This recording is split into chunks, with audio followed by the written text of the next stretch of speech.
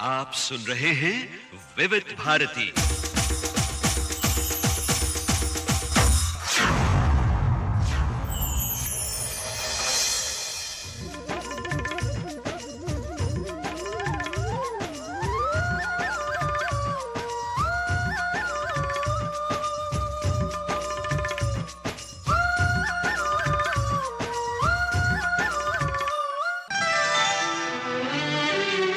उजाले उनकी यादों की,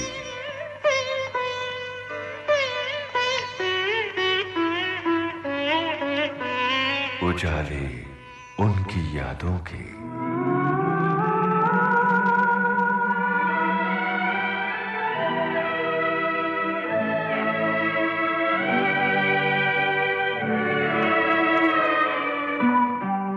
उजाले उनकी यादों की इस कार्यक्रम में गीतकार योगेश आपके इस दोस्त यूनुस खान से की गई बातचीत में अपने अतीत में गोते लगा रहे हैं और अपने गानों से जुड़े किस्से बता रहे हैं।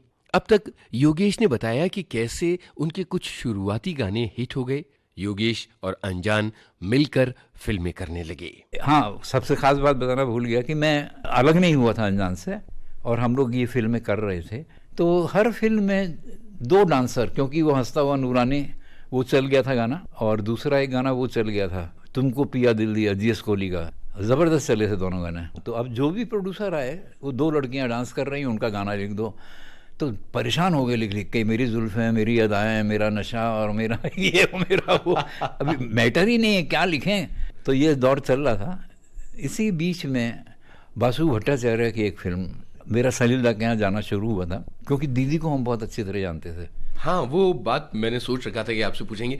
सबिता चौधरी से जो आपका जो परिचय है वो कहाँ से शुरू होता है? मैंने सुना है कि कुछ ग्रामोफोन से जुड़ी कहानी है कि ग्रामोफोन नहीं हुआ करता था। हाँ, एक्चुअली रॉबिन जी जानते थे सबिता जी को, तो हमारी भी मुलाकात हुई उनसे, और वो खुद भी सिंगर बनने के लिए आई थी वो। बिल्कुल, और उनके गाने मशहूर हो रहे थे। गाने तो हमारे पास रिकॉर्ड जो एचएमवी हमको रिकॉर्ड देता था, एक कॉपी हमारे गानों की, एक रेले होते थे एचएमवी में, वो आते थे। अगर आपके 6 गाने हैं तो उसमें से 2 गाने उनको काटने हैं कि 2 गाने जो है वो डिस्क में नहीं होंगे, 4 ही गाने होंगे। तो कितने गाने कटे हम लोग के पता नहीं। तो वो जो डिस्क हमको मिलती थी हम सुने कहाँ, तो सबिता जी के पास जूक बॉक्स था सांता क्रूज में तब उन दिनों। तो हम जा करके वो अपना काम हम करती रहती थी, हम लोग अपना गाना लगा करके सुनते रहते। इस तरह अपने जो क्रिएशन को सुन पाते थे, वरना कोई जरिया नहीं था। कोई जरिया नहीं था जी, रिकॉर्ड हो गया बाहर। फिर उसके बाद दादा पेडर रोड में रहने लगे, तो हम पेडर रोड में दीदी ने हमको मिलाया। तो दादा बहुत कम बात करते थे, बात नहीं करते थे, पढ़ते रहते थे, इंसाइक्लोपीडिया भरी पड़ी है, हाँ हूँ नमस्ते, बस यही होता था। तो एक आध प्रोड्यूसर आए बीच में, उन दिनों का किस्सा है। गुलजार आ रहा हूँ आते नहीं थे। अब दादा फ्रस्ट्रेटेड थे, काम भी नहीं था। फिर एक फिल्म शुरू हुई मिट्टी के देव, उसमें दादा ने ऐसे ही पूछा कि तेरी क्या अभी लाइन में गाने लिख रहे हो तो क्या मन कर। मैंने बोला मेरे गाने सबने गाए हैं, दीदी ने नहीं गाए, लता जी ने। मेरा गाना लता जी से दादा ने बोला अरे अभी जो मैं फिल्म कर रहा हूँ सिर्फ एक ही गाना बाकी है उसमें लता जी का, वो लता का गाना तू लिख। तो ठीक है, तब ये भी नहीं था टेप रिकॉर्डर, तो उन्होंने हमको रिकॉर्ड दे दिया बंगाली का। कहाँ जा करके चौल में किसी के पास ग्रामोफोन था, वहाँ सुन करके उसको याद करके फिर हमने लिखा। तो फेमस में रिकॉर्डिंग हो रही थी। जब गाना रिकॉर्ड होके लता जी निकली तब उन्होंने पूछा कि ये सलीला ये शैलेंद्र जी मतलब पहले लिख दिया था उन्होंने गाना? नहीं तो क्यों? बोला नहीं, मुझे लगता था गाना हिंदी में नहीं हो सकता है, अगर शैलेंद्र जी के सिवा मुझे ऐसा लग रहा था। बुलाया मुझे, मैं गया, मैंने बोला बहुत अच्छा लिखा है आपने। प्रोड्यूसर थी पद्मा त्रिवेदी जी, उनको बुलाया सब गाने इनसे लिखवाइए, बहुत अच्छा लिखते हैं। तो मेरे लिए बहुत ऐतिहासिक क्षण था, मैं कभी भूल नहीं पाऊँगा। और गाना कुछ नहीं था, सिर्फ फोनेटिक्स थे कुछ उसमें जो शायद लाना मुश्किल रहा होगा, पता नहीं तो ट्यून पे कोई पिया से कहो अभी जाए ना, दीवाने सैया को मैं समझा के मैं हारी, किसको पता फिर ये घटा छाए ना, ऐसे ही बोल ऐसे ही थे। कोई बड़े का नाम आपने बताया मिट्टी के देव। वो फिल्म मतलब लगी नहीं, कंप्लीट नहीं हुई। उसमें गुलजार का भी गाना था, प्रेम धवन जी का भी था, लता जी का गाना मेरा था। बस इस तरह फिर दादा और बहुत एक्टिविटीज दादा की थी ना, स्क्रिप्ट सोचने लगेंगे वो कुछ। बीच में उन्होंने टीवी का सीरियल भी कुछ था, आता था एक, उनके साले डायरेक्ट करते थे। फिर वो स्टूडियो खोल लिया दिल्ली कलकत्ता में जा करके, तो ऐसे बिजी रहते थे। तो तब उन दिनों कुछ वो स्क्रिप्ट में डायलॉग्स लिखवाने थे गुलजार से उनको, तो गुलजार टाइम देते थे, आते नहीं थे। तो बासु भट्टाचार्य की फिल्म शुरू हुई। कैमरामैन थे आनंद गंडिस, उनकी फिल्म थी, डायरेक्टर बासु भट्टाचार्य। तो उन्होंने बोला बासु भट्टाचार्य ने कि वो गुलजार से गाना लिखवा लेना, मैं आता हूँ। बोलने लगे कि दादा ने बोला मैं नया लड़का है उससे लिखवाऊँगा, जोगेश क्या लिखेगा, गुलजार से लिखवा लेना, मैं आता हूँ। शायद इंदिरा गांधी जी के ऊपर वो डॉक्यूमेंट्री बना रहे थे बासु भट्टाचार्य। गए, फिर दादा ने बोला सिचुएशन थी, 3 गाने हमने लिखे और 3 गाने फेमस फिल्म सेंटर में रिकॉर्ड हुए मुकेश जी की आवाज़ में। 2 गाने तो याद है मुझे, 1 गाना मुझे याद नहीं।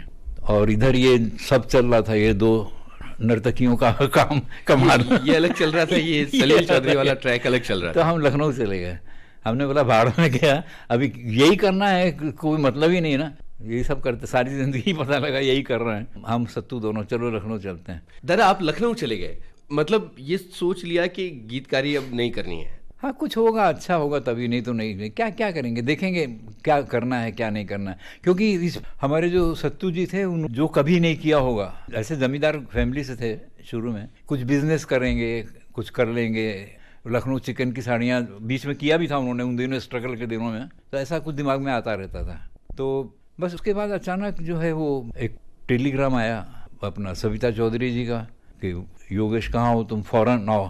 और फिर एक लेटर आया कहीं ऋषिदा के प्रोडक्शन हाउस से। तो हमने दोस्तों ने सोचा कि जो फ्रेंड है ना हम लोग के, ये साले सोचते हैं कि यही सब स्ट्रगल करते रहे इसलिए ये बुला रहे हैं। आपको लगा कि कोई प्रैंक कर रहा है? हाँ, कोई मजाक कर रहा है लोग सब। इस बीच में ना योगेश जी, मुझे ये लग रहा है कि वो दौर कितना मुश्किल रहा होगा कि टेलीग्राम और चिट्ठियों से लोगों को बुलाया जाता था। आज एक मोबाइल फोन से फौरन उसी बात हो जाती है। तब मतलब चिट्ठी जा रही है, पहुंच रही है, एसटीडी सोचना पड़ता था करें कि नहीं करें। जी जी जी। तो फिर आप वापस आ गए? नहीं, मैं आया नहीं। सत्तू ने बोला कि मैं जा रहा हूँ, मैं जाके देखता हूँ, उसके बाद तू आना। तो सत्तू आया यहाँ पर, आके दादा से मिला, बुलाओ उसको बड़ी फिल्म एक मिल रही है। मैं पढ़ रहा था, पता नहीं मुझे तो मालूम नहीं, मगर मेरे हिसाब से अन्नदाता शायद जया जी की पहली फिल्म थी। गुड्डी साइन हुई थी, अन्नदाता और गुड्डी। तो जया जी का मैंने फ़ोटो देखा था किसी मैगज़ीन में, मैं शूटिंग में उनसे मिलने भी गया था देखने के लिए, मुझे फ़ोटो में बहुत फ़ोटोजेनिक लगी थी। तो फिर हम यहाँ पर आए तो पता लगा कि वो 2 गाने जो हैं वो LB लक्ष्मण जी ने ख़रीद लिए और वो अन्नदाता पिक्चर बना रहे हैं। और अन्नदाता में उनको वही राइटर चाहिए जिसने ये गाना लिखा है, नैन हमारे सांस सकारे कहीं दूर जब दिन ढल जाए। ओहो। और ऋषिदा ने भी वो गाने, ऋषिदा, अमिताभ जी, ऐसा सुना मैंने, दादा बता रहे थे, और राजेश खन्ना, ये तीनों कहीं मीटिंग थी, आनंद का चल रहा था जो कुछ भी, तो इन लोग को दोनों गाने ऋषिदा को चाहिए थे, कहीं दूर जब दिन ढल जाए और नैन हमारे। तो लक्ष्मण जी ने बोला कि नैन हमारे तो हम एक गाना कोई भी ले लो। अच्छा, एक गाना हम नहीं छोड़ेंगे? हाँ। अच्छा। तो मैं सेट पे जब जाता था तो राजेश खन्ना हमेशा मुझे बोलता था योगेश जी को दूसरा गाना भी दिलवाइए ना ऐसा करके बोलता। मैंने मेरे हाथ में किधर है। जी जी। तो फिर अन्नदाता पिक्चर मैंने पूरी लिखी, इसमें मेरा एक गाना रिकॉर्ड हुआ। दाता का ये गाना जो निजी रूप से मुझे भी बेहद पसंद है, और आपने कहा कि लता जी आपका गाना गाएं, ये आपका सपना रहा था, बाद में तो कई गाने आए। ये अपनी अदायगी में, अपनी रचना में, क्रिएटिविटी में अद्भुत गाना है। योगी जी, ये आप बता रहे हैं कि ये जो गाने हैं ये आप ट्यून पर लिख दिया करते थे, और गाने लिखे हुए थे, फाइनल थे, और वो किसी प्रोड्यूसर ने खरीद लिए, और उसके बाद फिर एक आनंद में चला गया, एक अन्नदाता में चला गया, फिर अन्नदाता के आपने सारे गाने लिखे। ये जो सलील दा के साथ कनेक्शन बन रहा था, जिसमें वो ट्यून दिया करते थे और वो तो वर्ल्ड म्यूजिक से एक्सपेरिमेंट किया करते थे, वो तालमेल बिठाना कितना मुश्किल काम था आपके लिए? क्योंकि बीच बीच में बांग्ला कविता भी वो दे दिया करते थे ट्यून के साथ। मुझे खुद भी बड़ा ताज्जुब है इस बात का कि मुझे दादा के साथ कभी भी प्रॉब्लम नहीं हुई। मैंने पीपी के साथ काम किया, अभी एक चौपाल में हम लोग मिले भी थे, मैंने वहाँ बोला भी कि मुझे पीपी के साथ गाना लिखने में प्रॉब्लम होती है। उनके बेटे के साथ संजय चौधरी, दादा के साथ कभी नहीं हुई। उस टाइम पे ना टेप रिकॉर्डर ना कुछ, और दादा ने बोला कि कल ही मुझे पूरा मुखड़ा योगेश तू लिख करके दे, और उन्होंने ट्यून मुझे दी, और मैं ट्यून लेकर के पेडर रोड से बस में बैठा और मैं भगवान से मना रहा था कि कहीं पे लाउड स्पीकर पे कोई हिट गाना ना बज जाए कि मैं ट्यून भूल जाऊं। बहुत अच्छी बात है। और मैं चला रहा हूँ और जैसे ही मैं गोरेगांव घर पे आया तो एक मुखड़ा बना। मैंने जल्दी से उसको जाकर के लिखा। मैंने, दादा आप कल की बात कर रहे थे, मुखड़ा आप देख लो दादा ये कैसा है, क्या है, कितनी बड़ी ट्यून, कितना कॉम्प्लिकेटेड मुखड़ा लोग बोलते थे। मगर आप देखिए, गुजर जाए दिन दिन दिन कि हर पल गिन गिन गिन, किसी की हाय यादों में, किसी की हाय बातों में, किसी से मुलाकातों में, कि ये सिलसिले जब से चले ख्वाब मेरे हो गए रंगीन, गुजर जाए दिन दिन दिन। इतना बड़ा मुखड़ा मुझे पता नहीं कैसे, क्यों कैसे याद हो जाता था, दादा के साथ मालूम नहीं। और अन्नदाता का ही वही गाना, रातों के साए घने, जब बोझ दिल पर बने, ना तो जले बाती ना हो कोई साथी, फिर भी ना डर अगर बुझे दिए, शहर तो है तेरे लिए। ये मुझे ना हिंदी फिल्म संगीत के सबसे अद्भुत और सबसे क्रिएटिव मुखड़ों में से एक लगते हैं। आप जितनी सहजता से बता रहे हैं, मुझे एक तरह से मैं ये भी कह सकता हूँ कि मुझे तो यकीन ही नहीं हो रहा है। दूसरा, मैं बहुत ही हैरत में हूँ, स्तब्ध हूँ कि ये इतनी आसानी से, या कहना चाहिए उधेड़-बुन में, इस सहजता के साथ लिख लिए गए ये गाने। दादा तब तो खुल गए थे, उनकी पोइट्री सुनूंगा, पोइट्री। अब मुझे हमेशा, दादा अच्छा नहीं, मुझे फीका लग रहा है गाना, तेरा गाना पिक्चर का गाना है, तूने मुझसे ज़्यादा अच्छा लिखा है। हम हमेशा बोलेंगे दादा, ऐसे ही बोल रहे दादा।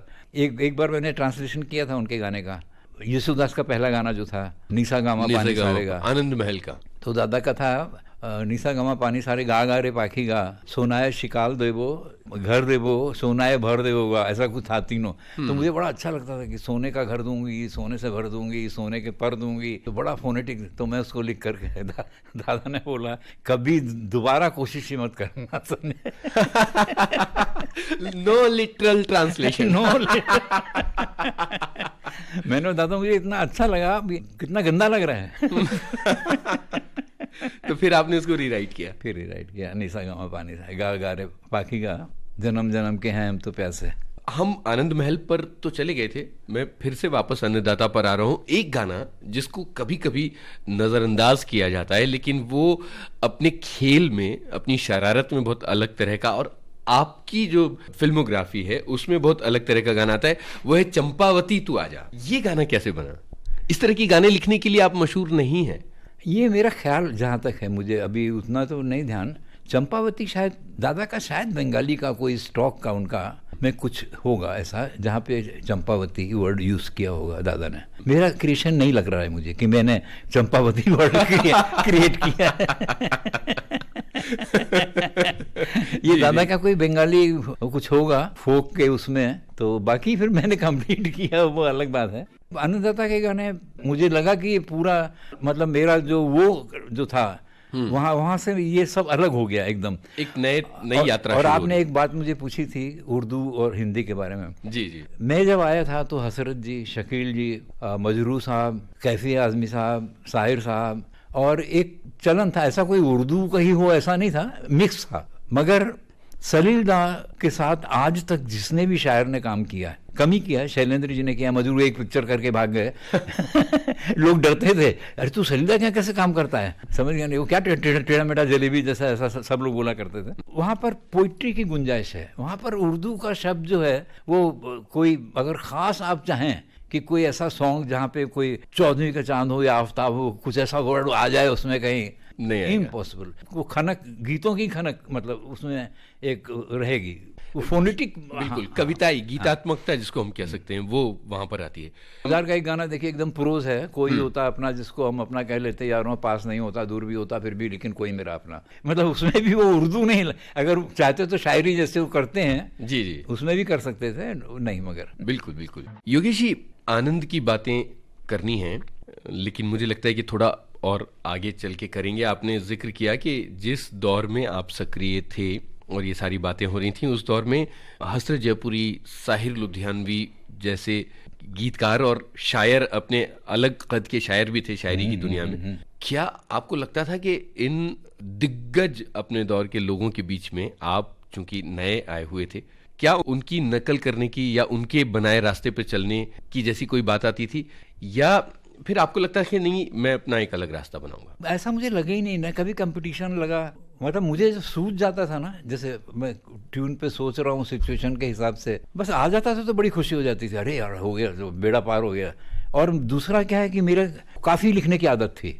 वो आशा जी, अब अंदर मत आना, अब अंदर मत आना, बाहर बाहर वो बहुत बहुत खुजली थी मुझे, मतलब जब तक रिकॉर्ड नहीं हो जाए ना, जोड़ते जाते थे। हाँ, कुछ कुछ करना चाहिए। पहले ऐसा बहुत था। हाँ, एक बात ज़रूर होती थी कि कोई किसी बहुत अच्छा गाना है, मेरे दिमाग में क्यों नहीं आया, ये ज़रूर आता था। ऐसे कुछ गाने बताइए जो आपको लगता है कि आपने क्यों जैसे नहीं मैं लिखे। बताया था ना, वो अपना शैलेंद्र जी वाला गाना, जोगी जब से तू आया मेरे द्वारे, मेरे रंगे सांस सकारे, जी तू तो आँखियों से जाने देखी बत्तियाँ, तुझसे मिलना ही जुल्म है। अब ये जो भाव है ना, अभी मेरे मित्र हैं, उन लोग को मालूम है कि मैंने एक फ़ोटो मैंने रखी हुई है, अभी कटिंग करके चिपकाई नहीं है। मेरे एक फ़ोटो जो सचिन तेंदुलकर, उन्होंने अपना हेयर स्टाइल को चेंज किया है और उसको इतने करीब से आमिर खान देख रहा है, वो लुक मैं फोटो दिखाऊंगा यूनुस जी आपको, बिल्कुल। उसमें क्या उस बात है उस फोटो में कि एक लीजेंड दूसरे लीजेंड, ना इस पे कुछ असर है ना उसमें, मगर उसमें जो कुछ एक भाव जो है आमिर खान के उस पे। मेरा बेटा बोलता है, पापा क्या इस फोटो में आपको लगा? मैंने बोला तू नहीं समझ रहा।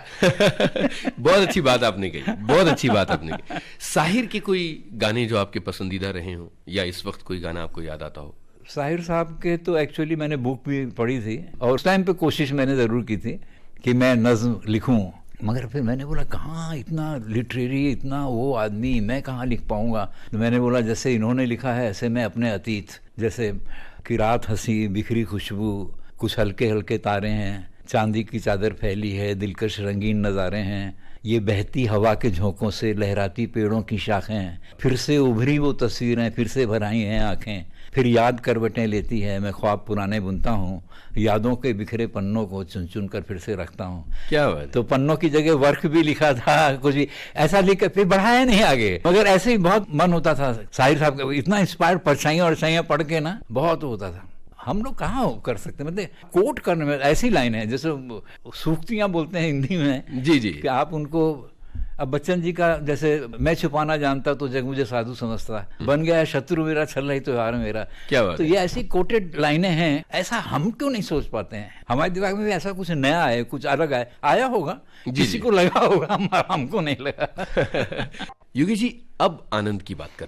ये फिल्म आपने बताया कि इसका एक गाना आनंद और अन्नदाता के बीच में जो एक संघर्ष चल रहा था, तो वहाँ दोनों फिल्मों को आपके एक एक गाने मिल गए, और आनंद में फिर आपका 2 गाने आए, जिंदगी कैसी पहेलियां है और कहीं दूर जब दिन ढल जाए। मैंने सुना है कि आनंद के लिए किसी और गीतकार का सिलेक्शन हो गया था, या इस तरह की कोई बात है, क्या ये बात सही है? आनंद में गुलजार का गाना रिकॉर्ड हो चुका था जी, मैंने तेरे लिए 7 रंग के, और ये गाना तो चूंकि रिकॉर्डेड सॉन्ग था, कहीं दूर जब दिन ढल जाए, इसलिए लग गया, और उसमें और सिचुएशन नहीं थी। एक फिल्म और थी उनकी, एल.बी. लक्ष्मण जी की, कबीर बेदी उसमें थे, कबीर बेदी की शायद पहली फिल्म थी वो, और हेमन गुप्ता की लड़की जो बुढ़ा मिल गया में थी वो थी। सलील दा जब कलकत्ता गए तो मुझे एक ट्यून दे गए थे, और चूंकि दादा के बंगाली रिकॉर्ड जो है वो सबको मालूम रहते थे, बंगालियों को तो मालूम ही रहते हैं। जी जी, ऋषि दा ने गुलजार को एक ट्यून दी कि इस पे गाना लिख के तैयार रखना, सलील दा के आते ही रिकॉर्ड कर लेंगे, और सेट भी लग गया था। तो सलील दा जब आए और रिकॉर्डिंग पे पहुंचे, मतलब रिकॉर्डिंग करनी है, जब इस बात यहाँ पर आई तो पता लगा कि वो ऋषि दा का, गुलजार का लिखा हुआ गाना ना जिया लगे ना। तो दादा को याद आया कि मैंने तो योगेश को ये ट्यून दी थी, एल.बी. लक्ष्मण जी। उन्होंने बोला हाँ योगेश को तूने लिखा? योगेश हाँ लिखा। मेरा पता नहीं क्या था, नारू अखियाँ ऐसा शुरू होता था, नारू अखियाँ, तो म्यूजिक डायरेक्टर तो एक ही है। जी जी, तो सलील दा ने बोला ठीक है, और ऋषि दा का सेट लगा हुआ था। लक्ष्मण जी ने बोला ऐसे कैसे होगा, वो योगेश ने जो गाना लिखा है उसका क्या होगा? बोला उसका क्या होगा गाना, गुलजार ने लिखा है, ऋषि दा ने बोला था आनंद के लिए, तो वो रिकॉर्ड होगा, वो रिकॉर्ड भले ही हो, तो योगेश को उसने जो मेहनत की उसका क्या होगा? तो ऋषि दा ने बोला योगेश को भेज दो। तो मैं गया तो मुझे एक उन्होंने 2,500 का चेक दिया। तो मैंने बोला कि दादा ये किस बात का? बोले तुमने गाना लिखा है। मैंने बोला मगर मेरा गाना तो रिकॉर्ड नहीं हो रहा है, मैंने सुना है। हाँ रिकॉर्ड नहीं हो रहा है तुम्हारा, मैं तुमने लिखा है ना गाना। तो मैंने बोला मैंने लिखा है तो मगर रिकॉर्ड नहीं हो रहा है तो मैं पैसा कैसे लूँगा? बोला पैसा तो लेना पड़ेगा। मैंने लेना पड़ेगा था, मैं नहीं ले सकता हूँ पैसा।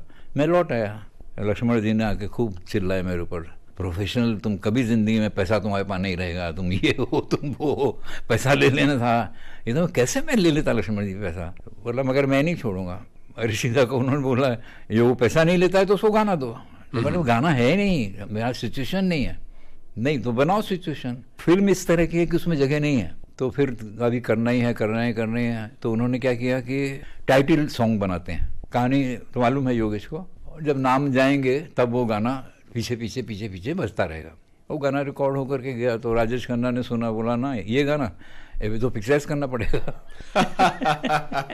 तो 3 घंटे के अंदर वो गाना जिंदगी कैसी है पहली, और इस तरह मेरे सितारे अच्छे थे। सिर्फ 3 घंटे में लिखा गया वो गाना? नहीं, 3 घंटे में पिक्चराइज किया गया। पिक्चराइज किया गया वो, हाँ, जो जुहू पर। हाँ, राजेश खन्ना ने बोला कि नहीं, तो फिर मजबूरी थी, हीरो बोल रहा है जी, और वो भी राजेश खन्ना जैसा हीरो। मगर कंस्ट्रक्शन अच्छा था, बैलून चप्पल हाथ में लेकर के जी, उस कैरेक्टर के साथ अद्भुत हो गया था। हाँ। योगेश जी, आनंद के गानों ने जो शोहरत आपको दी और जिस तरह से आपकी वो पहचान बन गए, एक तरफ तो ये हो रहा था कि इस फिल्म में आपका एक ही गाना रह जाएगा, एक तरह से आपको कंपनसेट जैसा किया गया, लेकिन वो गाना उस फिल्म का सबसे मशहूर गाना, बल्कि उस फिल्म की पहचान बन गया। बाद में आपको कैसा लगा? किस तरह के एहसास आए कि एक तरफ तो फिल्मी हाथ से जा रही थी, दूसरी तरफ वो फिल्म आपकी प्रतिनिधि फिल्मों में से एक बनी? मैं तो जैसे कॉमन रहता था ना, मतलब जैसे आदमी रहता ही है, मतलब था जैसा वैसे ही। वो अचानक धीरे पता लगा कि वो सलीला का फोन आया, तू आ जा, वो बासु चटर्जी मिलना चाहते हैं तुझसे। फिर मैं बासुदा से मिला, तो उन्होंने बोला मैं रजनीगंधा बना रहा हूँ, उसमें 2 गाने हैं, वही राइटर चाहिए जिसने आनंद का लिखा है। तो फिर मैंने लिखे 2 गाने। फिर धीरे पता लगा, फिर ये आए वो आए, कोई भी, मतलब एक टाइम ऐसा था कि मैं राजेश रोशन, R.D. बर्मन, S.D. बर्मन, कल्याण जी, आनंद जी, मदन मोहन, इन लोग साथ एक ही एक फिल्म में थी, मगर एक टांग उधर है, उधर भाग रहा हूँ। उषा जी के साथ घर जैसे रिलेशन जी, अब उनके यहाँ नहीं जाओ तो नाराज हो जाएं, थोड़ा सा स्टैंडर्ड मेंटेन करती हैं। बहुत ब्रिलियंट म्यूजिक डायरेक्टर, बिल्कुल हम मानते हैं उनको, मतलब जरा सा टाइम नहीं लगता ट्यून के, जब आप बोलो तैयार एकदम। मैं बोलता था उषा जी सब पिक्चर में मत साइन करो, तब उनको लगता था कि क्या सब लोग 16, 18 रिकॉर्डिंग एक महीने में किसकी हो रही है, उषा खन्ना। बाद में साउथ की कुछ फिल्में कर ली, हम तो डूबेंगे सनम तुमको भी ले डूबेंगे वाली बात हो गई। जी। वो टीवी वाले बोलते थे कि हम दिखाएं क्या, हम उनको जो सीन्स काट के जो दिखाते हैं, तो पता लगा कि 5 सेकंड का भी नहीं होता। सही है। बात रजनीगंधा की चल रही थी। रजनीगंधा एक तो मन्नू भंडारी की कहानी पर बनी हुई फिल्म है, और आधार ही इतना मजबूत था फिल्म का, तो जाहिर है कि वो कहीं पहुंचने वाली फिल्म बन रही थी। इस फिल्म में गाने की सिचुएशन पहले से आइडेंटिफाई कर ली गई थी? आपको क्या ब्रीफिंग दी गई थी? हमको एक्चुअली हमको मालूम नहीं था। हमको इतना मालूम था कि एक टाइटल सॉन्ग चाहिए, वो हीरो हर बार रजनीगंधा का फूल ला करके उसको देता है, तो वो चाहिए। और तो मैं और दादा बैठे, क्या ट्यून करूं, कुछ समझ में नहीं आ रहा है, ये नहीं आ रहा है, वो नहीं आ रहा है। तो एक पिक्चर थी हमारी और सलीला की, मतलब मैंने भी उसमें गाने लिखे थे, राजश्री की मेरे भैया, जिसमें शायद विजय अरोड़ा की पहली पूना का गोल्ड मेडल आर्टिस्ट वो था हीरो। तो उसमें सलीला ने जो बैकग्राउंड म्यूजिक दिया था वो इतना अपीलिंग लगता था, कभी वायलिन में, कभी किसी और इंस्ट्रूमेंट में, कभी उसमें, वो सेम ट्यून थी रजनीगंधा फूल तुम्हारे। तो दादा ये जो बैकग्राउंड म्यूजिक है, बहुत बोला इसमें कुछ करके देखते हैं। तो फिर मैंने दादा ने बैठ करके कि चलो अभी ये फाइनल करते हैं। फिर हम लोगों ने उस पर मैंने वर्ड्स फिट किए। रिकॉर्डिंग जब होने को आई, बासुदा ने बोला कि ये 5-6 सेकंड बढ़ रहा है, तो हमको समझ में नहीं आया 5-6 सेकंड बढ़ क्या रहा है, पिक्चर्स करने के बढ़ रहा है, घट रहा है, क्या हो रहा है, उसमें क्या है। बाद में पता लगा कि तो ऑलरेडी शूट हो चुका है, पहले सब शूट कर लिया उन्होंने, जितनी जगह वो हीरो यूं कर रहा है, लेके फूल आ रहा है, सब शूटेड ऑलरेडी। फिर उसके हिसाब से कम किया। फिर उसमें मुझे लग रहा था कि इतना गहरा प्रेम है इन लोगों का। वो फिल्म का बेसी जो था वो ये था कि पहली बोल्ड फिल्म थी जहां पर कि नारी दूसरे पुरुष की कल्पना भी कर सकती है। बिल्कुल बिल्कुल। तो बहुत बोल्ड फिल्म थी। तो मैंने लिखा था उसमें अंतरा, मुझे लग रहा था बड़ा डीप लव स्टोरी है तो मुझे याद इसलिए रह गया। तो सेकंड अंतरा मैंने लिखा था कि अपना उनका क्या दूं परिचय, पिछले जन्मों के नाते हैं, हर बार बदल कर ये काया हम दोनों मिलने आते हैं, धरती के इस आंगन में रजनीगंधा फूल तुम्हारे यूं ही। मैंने जब देखा पिक्चर का और थोड़ा सा मुझे लगा कुछ कि शीशे के आगे बैठी हुई है, ये है वो है ऐसा। फिर मैंने बोला सलीला को, मैंने दादा ये क्या स्टोरी है। बोला अब ये लड़की है ना, ये विद्या जो है ये दिल्ली जाएगी और वहाँ पर दिनेश ठाकुर मिलेगा उसको, तो वो सोचेगी कि कभी उसके बारे में सोचेगी, कभी इसके बारे में सोचेगी, तो गड़बड़ हो गया हो तो जी जी। तो वासुदेव ने कुछ नहीं बोला, वासुदेव रिकॉर्डिंग हो रहा है। फिर वो मैं भागा, ईरानी होटल सामने पे हुआ करता था फेमस के।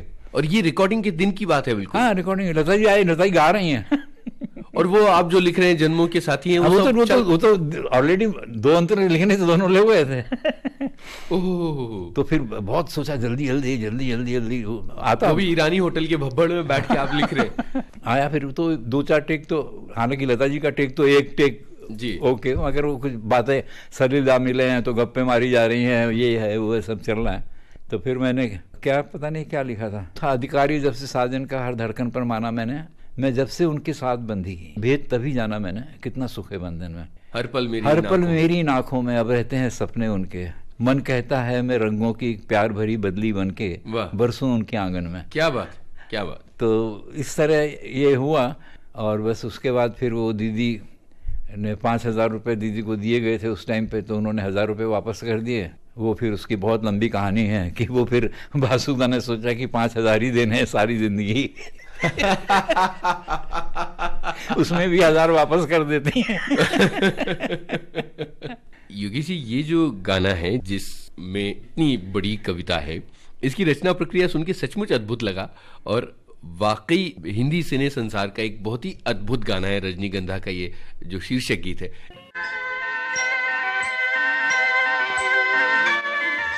उजाले उनकी यादों के इस कार्यक्रम में जाने माने गीतकार योगेश से अपने इस दोस्त यूनुस खान की बातचीत आपको सुनवाई जा रही है। Recording engineer Ganesh Shinde. विविध भारती की ओर से उजाले उनकी यादों के कार्यक्रम को प्रस्तुत कर रही हैं कल्पना शेट्टी।